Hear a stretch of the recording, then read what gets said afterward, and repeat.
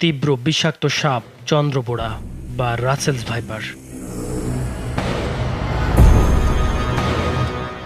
সম্প্রতি এই সাপের কামড়ে দেশে মারা গেছেন অন্তত 10 জন।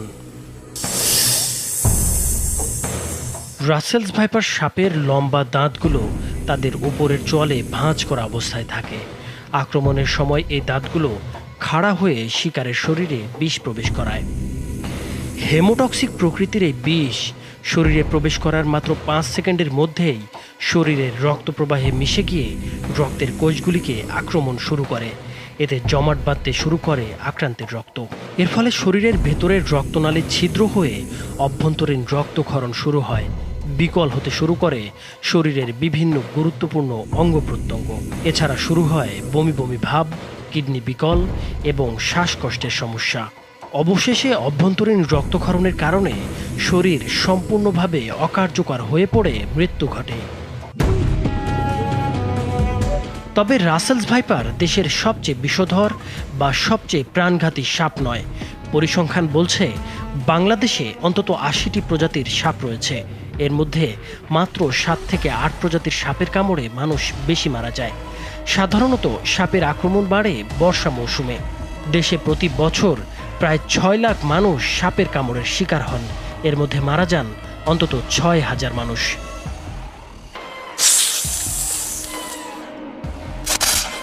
দেশের বিষাক্ত সাপের তালিকায় সবার প্রথমে যে সাপের নাম সামনে আসে সেটি হলো খোয়া গোখরা। এর বৈজ্ঞানিক নাম নায়া নায়া। সাধারণত রাজশাহী অঞ্চলে এদের সবচেয়ে বেশি দেখা যায়। এই সাপে কামড়ানোর পরে চিকিৎসা না নিলে গড়ে 8 ঘন্টা পর একজন ব্যক্তির মৃত্যু হতে পারে। এর পরে আসে পদ্ম গোখরা নামের এই সাপ। স্থানীয়ভাবে একে জাতি সাপ বা জাত সাপও বলে থাকে।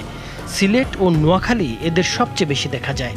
দেশে যত সর্পদংশনের ঘটনা ঘটে এর কামড়ে ঘটে সর্বোচ্চ। চিকিৎসা না নিলে এই সাপের কামড়ের 8 থেকে 10 ঘন্টার মধ্যেই আক্রান্তের মৃত্যু হতে পারে। বিষধর সাপের তালিকায় তৃতীয় অবস্থানে রয়েছে কিং কোবরা বা শঙ্খচূড় নামের এই সাপ। একে রাজগোখরাও বলা হয়ে থাকে। ভয়াবহ বিষধর এই শঙ্খচূড় অন্য গোখরার তুলনায় আকৃতিতে বেশ লম্বা। ঘন জঙ্গল ও পাহাড়ি এলাকায় থাকতে পছন্দ করে এই সাপ। সাধারণত গোখরা প্রজাতির সব সাপের কামড়ের 8 থেকে 10 ঘন্টার মধ্যেই মানুষের মৃত্যু হয়ে থাকে। একমাত্র ওয়ালটন এসি দিচ্ছে 1 বছরের রিপ্লেসমেন্ট গ্যারান্টি।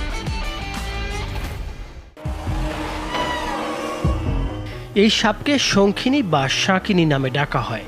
তবে স্থানীয়ভাবে একে কেউটে সাপও বলা হয়ে থাকে।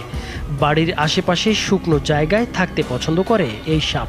শঙ্খিনী কামড়ানোর 15 থেকে 18 ঘন্টা পর রোগীর মৃত্যু হয়। কালো নাইজার নামের এই সাপ বাংলাদেশে প্রচুর সংখ্যায় রয়েছে। চট্টগ্রাম ও সিলেটের পাহাড়ি অঞ্চল, নোয়াখালী এবং সুন্দরবন অঞ্চলে এদের বেশি দেখা যায়। সাধারণত এই সাপের কামড়ের 15 ঘন্টার মধ্যে আক্রান্তের মৃত্যু হয়ে থাকে।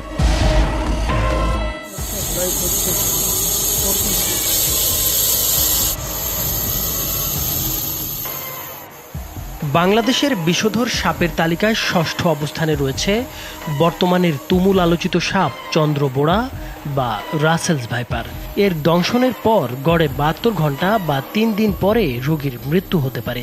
তবে বাংলাদেশে এই সাপের কামড়ের পর 15 দিন পর্যন্ত বেঁচে থাকার রেকর্ড আছে।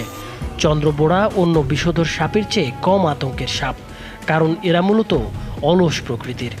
সাধারণত সাপ মানুষ দেখলে ভয়ে পালিয়ে গেলেও চন্দ্রবোড়া তার অলসতার কারণে পালিয়ে যাওয়া বা তেড়ে আসা কোনোটিই করে না। এমনকি বাধ্য না হলে নিজের জায়গা থেকেও নড়ে না এরা। এমনকি কামড় দেওয়ার পরেও সে দ্রুত পালিয়ে যায় না। আক্রান্ত ব্যক্তি সাপটিকে দেখে শনাক্ত করতে পারে। ফলে একজন চিকিৎসক দ্রুত সঠিক অ্যান্টিভেনম প্রয়োগ করতে পারে। তাই ঝুঁকিও কমে যায়। এ কারণেও এটি অন্য বিষধর সাপের চেয়ে কম আতঙ্কের। সাম্প্রতিক সময়ে দেশে এই চন্দ্রবোড়া বা রাসেলস ভাইপার আলোচনায় আসার পর জনমনে তীব্র আতঙ্ক তৈরি হয়েছে। কোথাও কোথাও জনপ্রতিনিধিরা সাপ মারার জন্য নগদ অর্থ পুরস্কার ঘোষণা করেছে। ফলে নির্বিচারে সাপ মারছে মানুষ। এটি একদিকে যেমন জীববৈচিত্র্যের জন্য বিপর্যয়কর, অন্যদিকে বন আইনে এটি দণ্ডনীয় অপরাধ। সাপ শুধু ইঁদুর খেয়ে আমাদের উপকার করে না, সাপের বিষ অনেক ঔষধের কাঁচামাল।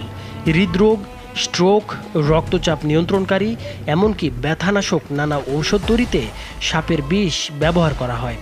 এছাড়া পরিবেশের ভারসাম্য রক্ষায় সাপের গুরুত্ব অপরিসীম।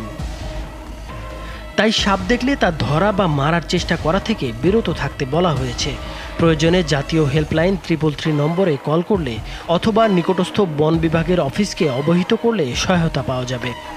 আর সাপে কামড়ালে ওঝা বা ঝাড়ফুঁকের আশ্রয় নিলে প্রাণহানির ঝুঁকি বাড়ে। তাই আতঙ্কিত না হয়ে দ্রুত হাসপাতালে যেতে হবে।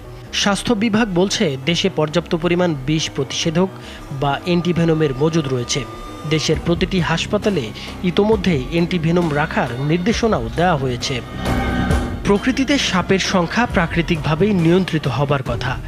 বেজি, গুইসাপ, বাগডাস, গন্ধগোকুল, বনবিড়াল, মেছো বিড়াল, তিলানাগ ঈগল, সারস, মদনটাক এরা সাপ খেয়ে সাপের সংখ্যা নিয়ন্ত্রণে রাখে। এসব বন্যপ্রাণীকে নির্বিচারে হত্যার কারণে প্রকৃতিতে সাপের পরিমাণ বাড়তে পারে। তাই বন্যপ্রাণী দেখলেই অকারণে তা হত্যা বা এদের আবাসস্থল ধ্বংস না করার বিষয়ে জনসচেতনতা সৃষ্টি জরুরি। নাইমুর হোসেন, মাছরাঙ্গা টেলিভিশন।